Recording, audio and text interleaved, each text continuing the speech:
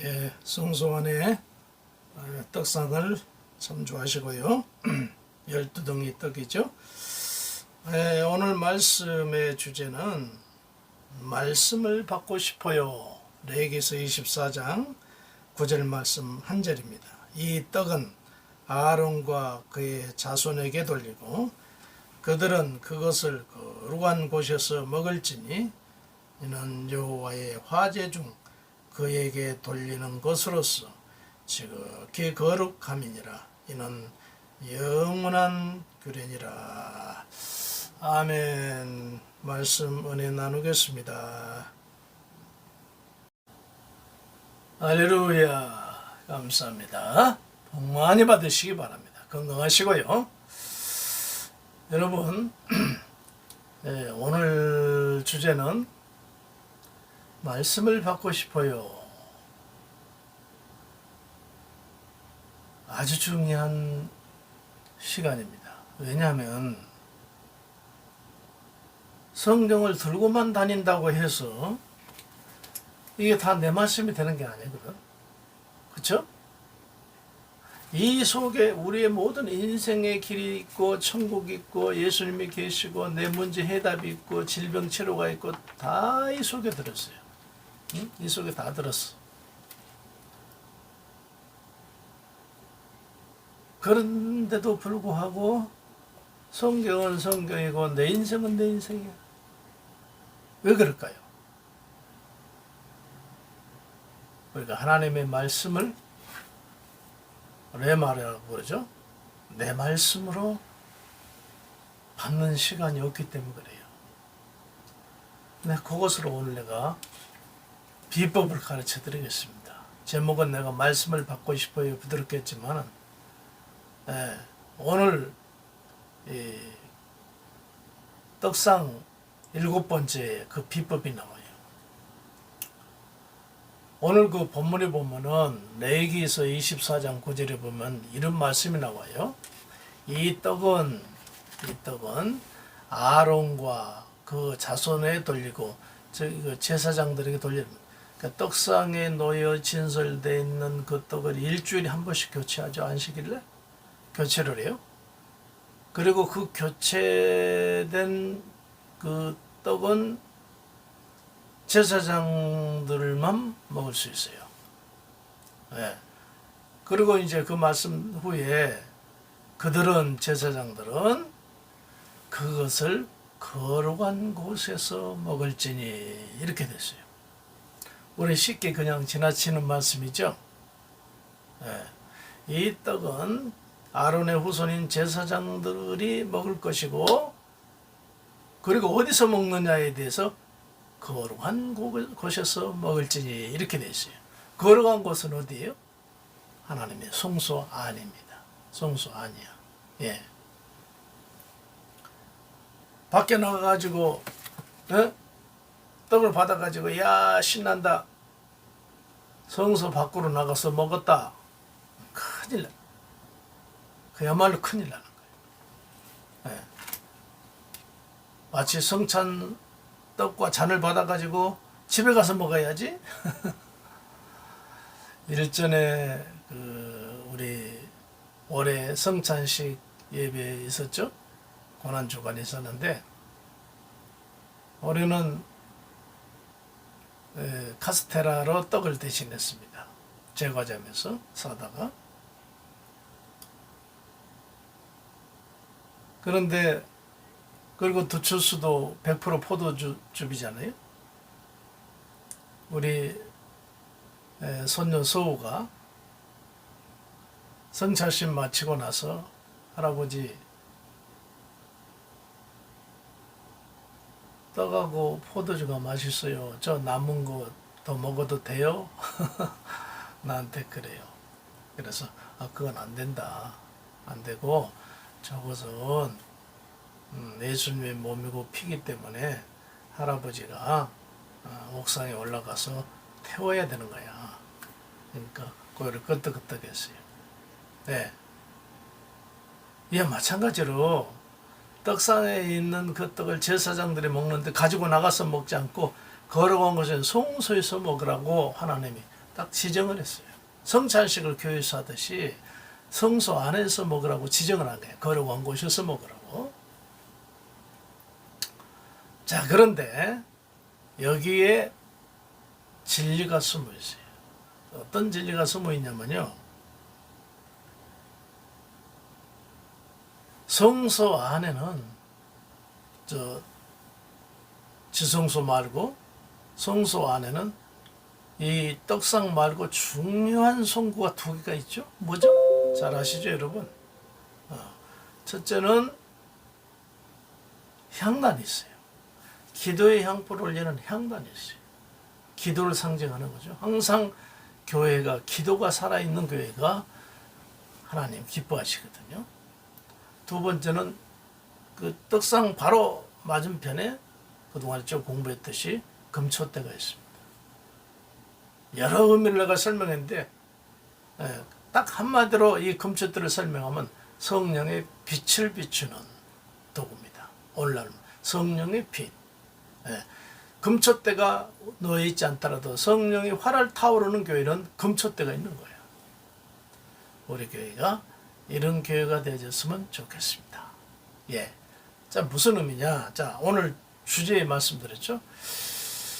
말씀을 그냥 들고만 다니고 그냥 설교에서 이렇게 한강물이 흘러가듯이 오른쪽 귀로 왔다가 왼쪽 귀로 나가버리고 왼쪽 귀로 갔다가 오른쪽 귀로 나가버리고 의미 없어요. 이 귀로 돌아왔다가 내 심령으로 돌아야 되는 것이고 눈으로 돌아왔다가 내 심령으로 돌아야 되는데 그냥 사라져버린 이런 말씀이라면 내 말씀이 아니에요. 전혀 나하고 상관이 없는 말씀이 되는 거야. 예, 예수님과 상관이 없어요. 그러면 내가 서두에 말씀드렸듯이 어떻게 하면은 내가 문제가 있을 때 문제를 해결해 줄 수 있는 말씀, 질병이 있을 때 질병을 치료해 줄 수 있는 말씀, 예? 또 천국의 길을 가는 길의 말씀, 영생의 말씀 등 많은 말씀을 받고 싶어요. 내 말씀으로 하나님으로부터 받고 싶은데 어떻게 하면 받을 수 있을까요? 오늘 말씀에 거룩한 곳에서 이 떡은 말씀을 상징하잖아요. 거룩한 곳에서 먹어라. 근데 그 거룩한 곳에는 두 가지 성구가 있다. 하나는 기도의 향단이 있고 또 하나는 성령의 빛을 발하는 촛대가 있는 곳이다. 이 두 가지 원칙만 있으면 누구나 다 말씀을 받을 수 있어요. 즉 그냥 길을 가다가 경건치 못한 장소에 가가지고 하나님 말씀을 보거나 듣거나 전혀 이것이 내 안에 들어오지 않습니다. 들어오지 않아요. 네. 내 경험으로 봤을 때는요, 내가 예수님을 그 고린도전서 15장을 통해서 만났는데 그 교사 시절이죠. 교사 시절에 청년의 교사 시절에 부활 주간에 우리 어린 아이들에게 부활을 가르쳐 주기 위해서 고린도전서 15장을 읽고 있었어요. 공과가 바로 거기 있었어요. 거기에 해당돼. 고린도전서 15장 부활장을 소개하는 공과였어요. 저는요, 아이들은 가르치고 있었지만 부활하신 예수를 아직 믿지 못했던 시절이었어요. 그래서 하나님 기도하죠. 기도의 향불을 피는 거죠. 기도의 향불을 피는 거예요. 아직 저도 예수님의 부활을 믿지 못하는데 예수님의 부활을 내가 어떻게 가르칩니까? 성령께서 나에게 예수님의 부활을 알게 하고 믿게 해 주소서. 그러고 나서 그 공과의 그 본문 말씀인 고린도서 15장을 보는 순간 깨달으면서 예수님의 부활이 확실하구나. 그렇다니까요. 하나님의 말씀은 세상 지혜 있는 자 또는 뭐 시를 잘 쓰는 사람 또는 셰익스피어처럼 뭐 글을 잘 쓰는 사람, 이 사람들에 의해서 기록된 말씀이 아니라 아마 셰익스피어에게 하나님의 성령이 임했다면 어마어마한 말씀으로 아마 나왔을 거야. 그런데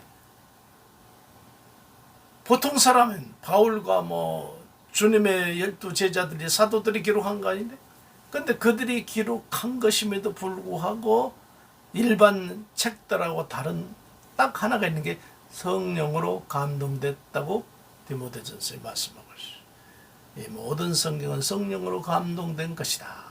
디모데전서 3장 16절에 말씀하고 있어요. 네. 때문에 말씀을 내 안에서 걸어온 것이 먹기 위해서는, 내 말씀으로 받아들이기 위해서는 내가 성령에 충만해야 돼요. 성령의 은혜가 있어야 돼요. 그래야 그걸 볼 수 있는 눈이 생기는 거예요. 네? 거기다가 늘 영적으로 기도하는, 기도의 향단이 있어야만이 하나님의 말씀이 흘러가는 말씀이 아니라 내 말씀, 내 문제를 해결하는 말씀으로 다가오게 된다, 그 얘기예요. 저도요, 1년에 많은 기도의 제목이 있지 않습니까? 그런데 가만히 뒤돌아보면은 내가 하나님의 말씀을 결정적으로 받는 시간이 언제냐? 기도하는 시간, 혹은 성령의 은혜가 있을 때, 그때 우리 하나님께서 내게 말씀을 주시거든요. 네. 자, 말씀 오늘 더 길게 할 수 없죠. 간단하게 말씀을 드리면은, 우리가 하나님의 이 말씀은 수많은 우주의 진리, 인생의 진리, 우리 앞길, 천국에 가는 길, 이 속에 다 들어있어요. 삼라만상의 모든 비법이 다 들어있어요. 네? 그런데 문제는 이것이 내 안으로 들어오지 못하니까 문제거든. 그럼 어떻게 하느냐? 이 말씀이 내 안으로 들어오게 하려면은 성령 충만해야 됩니다. 성령이 기록한 책이니까, 사람이 기록한 성령 충만해야 돼. 그 영안이. 그리고 기도해야 됩니다. 기도, 영적 기도하고 성령 충만하는 상태에서 주여, 내게 하나님의 말씀이, 내가 이 문제를 해결할 수 있는 데는 말씀이 필요합니다. 말씀을 좀 주시옵소서 하고 말씀을 쭉 읽어 쭉 나가는데 하나님께서 기가 막히게 내 말씀을 주시는 거예요. 이제 우리 성도 여러분, 이 말씀 듣는 우리 성도 여러분들은 이제 미래에 대해서, 내일에 대해서, 문제에 대해서 걱정하지 말고 기도하고 성령 충만해서 하나님의 말씀을 여러분 상고하는 가운데 하나님의 말씀을 바로 받았어. 아멘, 할렐루야. 이 말씀대로 될 줄로 믿습니다. 그러면 우리 집이 내 믿음대로 될지어다. 이런 은혜가 있을 줄로 믿습니다. 할렐루야.